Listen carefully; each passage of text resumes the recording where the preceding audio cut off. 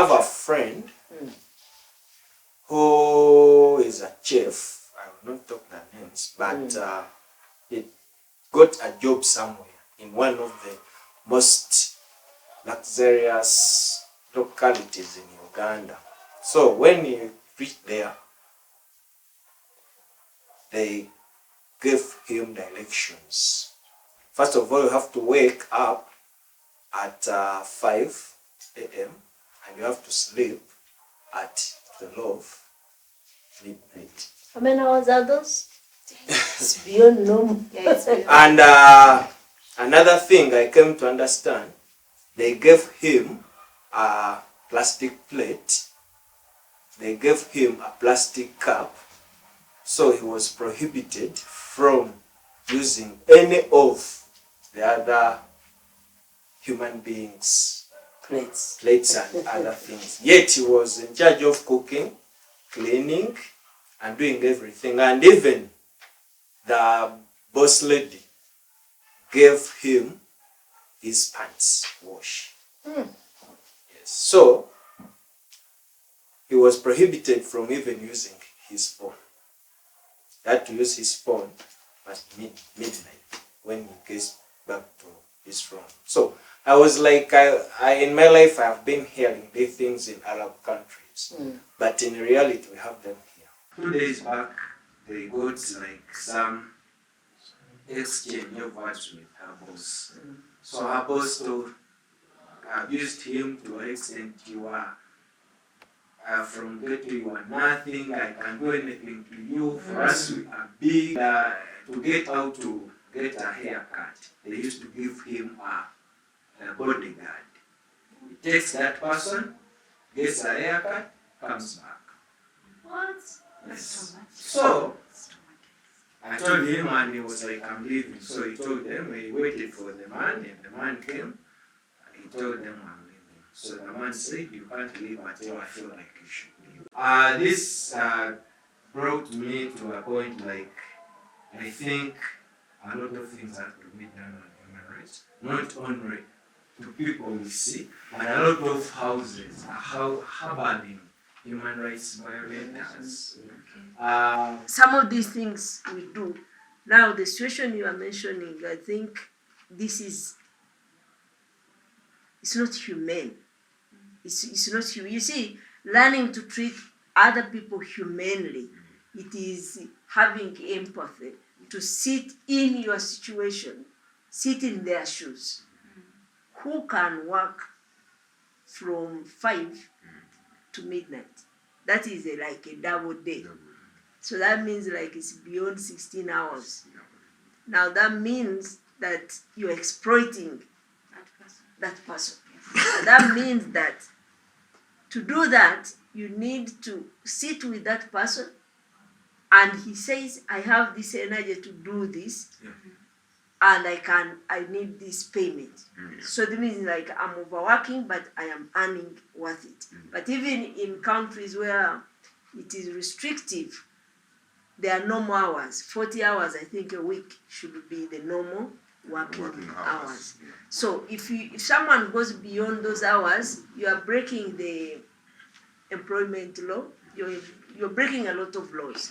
But because people are caged, most of us are still caged. You have issues, you have problems, you don't understand the law, you have nowhere to get another job, there's no other employer. You feel like, let me cry my freedom in this cage until I break myself free. But now if someone goes ahead to now force you, even when you say, you know what, I feel I'm broken, I think I cannot. You abuse me, you isolate me, you discriminate me, because why should you give me plastic when I'm the one cooking the food? I'm cooking the food for you, and you're showing me that I'm nothing. So what if I don't cook something nice for you? So what are you going to eat?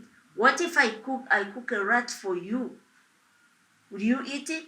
Because you're saying I use plastic, but I've cooked a rat for you. I've cooked something and I've spit in your food, but you're eating now. Who is better? You or me? So I think there is a need for people to develop humanness. You know, someone to feel like I'm doing this to another colleague, It's not okay. and it's not good. And if you don't have that humanness, then you are. Last time we said you are inhuman, Yeah. and we are saying you are not worthy. Because my service, because if you are treating me like like nothing, not even a dog is treated that way. So why should I give you my worth? Why should I give you my service? So you see, like the same thing you mentioned about this lady supporting these children, but she dies. Now, where do the children go? Where's the humanness of a nation? If you steal a lot of money from the country, a lot of money from the treasury, you're stealing people's money. Because why am I paying tax? I wouldn't mind paying tax, but why am I parting with my 200 or 300 or 400 every month to do?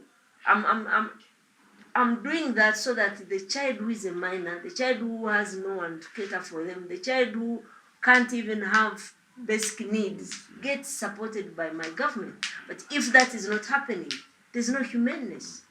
So there is a violation that is a blatant violation that we don't see, and we blind ourselves to see, but it is actually a violation.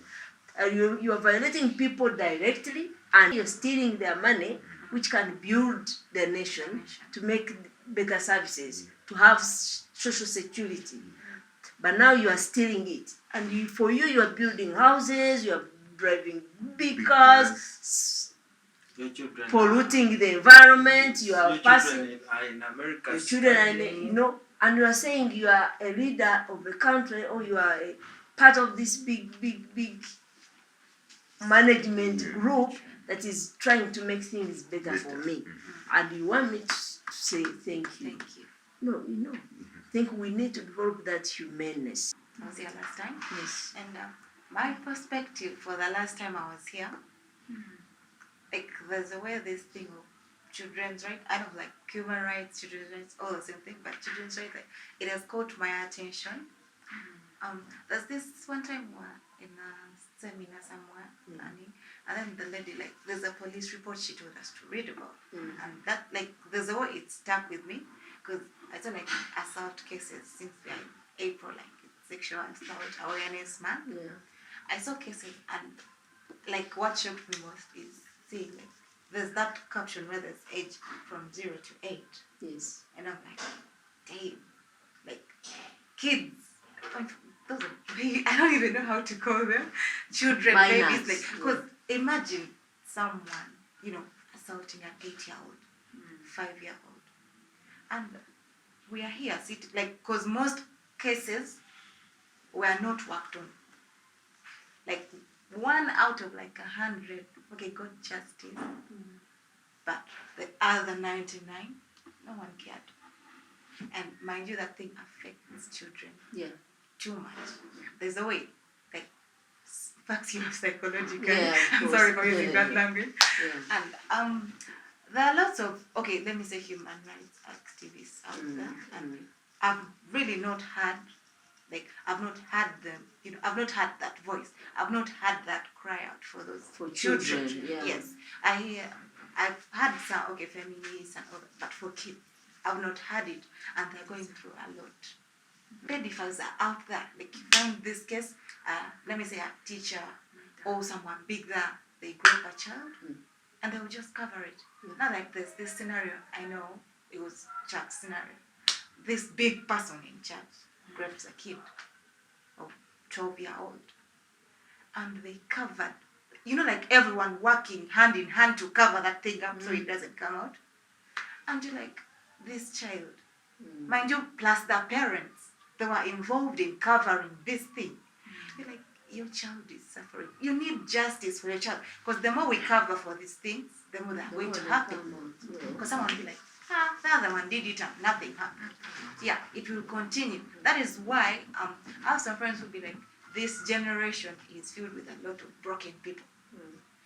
There is a lot of incest. Yes. There is a lot of child violations. There is a lot of mothers who batter their children. There is a lot of violations in homes, domestic violence. There is a lot of violation in workplaces. There is a lot. And I don't know how we can make people speak. Because right now in Uganda, I think we should have hotlines whereby people report freely stuff like this. Because like now you've said the report on child violation 0 to 8. If it is that much, if it's that much, if you look at the statistics, it's that much, and people are not even talking about it. You don't find it on headlines of newspapers. You don't find it on headlines of TV stations. So who is speaking for these children? Because they are minors. Now, violating rights of a minor is like telling them to shut up because they are not going to speak. What happens? You violate and stop. You know, you violate and stop because it keeps going on here. Yes. Now, how do we make our people to understand these issues? Is still to talk about them. Keep talking about them.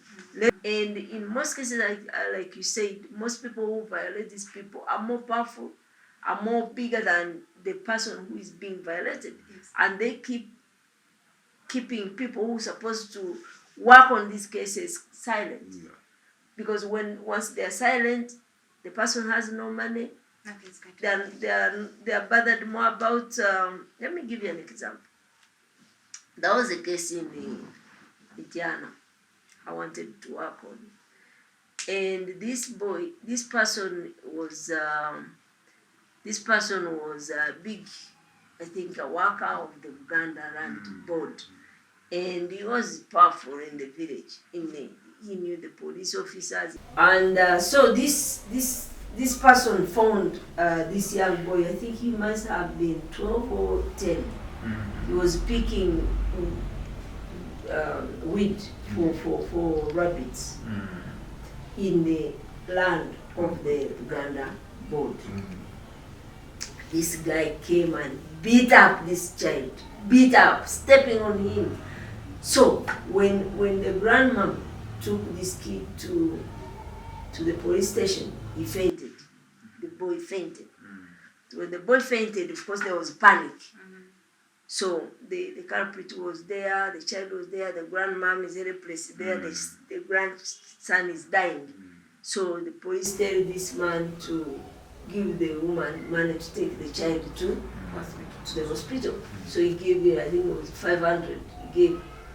So when he gave, this child was taken to hospital, did scans. The scans were retained because the grandma didn't know I need these scans to show for my justice. So they were taken. Now we came in after this issue had become stale. The man was released. The grandma was told, you settled it with the culprit, so there's no case. So when we came in, we asked the the DPC. Yes. When we asked him, we had wrote him a letter complaining, and we came, we talked to the child, we saw the child was still having a broken arm. So I still have the videos on this child. So when we went, they told us they settled out of court. So it's like they settled, the man gave the grandma money. So I'm like, all right, so you gave the grandma money, but this child didn't get any justice. All he got is hospital. There's nothing. And now this is a DPC saying this. So it would be the DPC pushing for this child to get justice. Yes. The fact is, this child had issues, had been violated. There should have been justice. But this child may grow up being lame because someone beat and nothing happened. You see, he collapsed at the police station. So you can see how violation is. But these things will not be on the headlines. No, they will not. They will not be on the headlines. And this is why I still feel we are being inhuman to ourselves, to our colleagues, to our members, to our even communities. Yeah. Because these are things people should know that if I do this, I will be arrested. Arrested, yeah. But once the arresting body says it's okay, you go home. Like you don't Um, hold accountable. last year, you saw when we had that rape case. A girl is raped. The person raping him have HIV. Possibly now the girl is pushing herself in worries of taking PEP for all the months to wait if I got HIV or not. And the police officer calls you and says, "Can you negotiate with this man who raped you?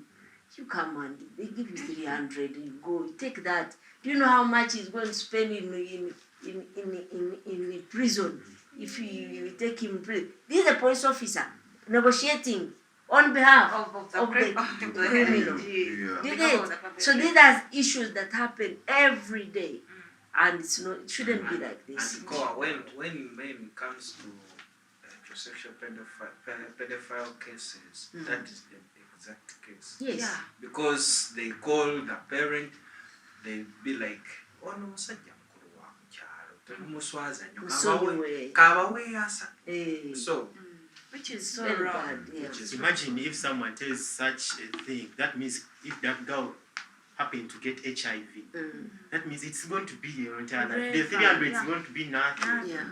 You are going to suffer your entire life with that HIV. By the way, also about family, like there's always some family members harbor such bad intentions. Like let me say, an uncle in the family or an older person does Incest, something, doing incest, yes, they come. to their child, Yeah. they will protect the perpetrator instead of protecting the victim. You will find them blaming the child, like they will blame you when you did nothing. Like Exactly. you're the victim, you're supposed to be consoled. Yeah. They're supposed to be punishing the other one, but they're punishing you. Yeah. Even in Uganda, what I realized, when you have money, you can win a case. Yeah. But if you don't have it, it can't happen.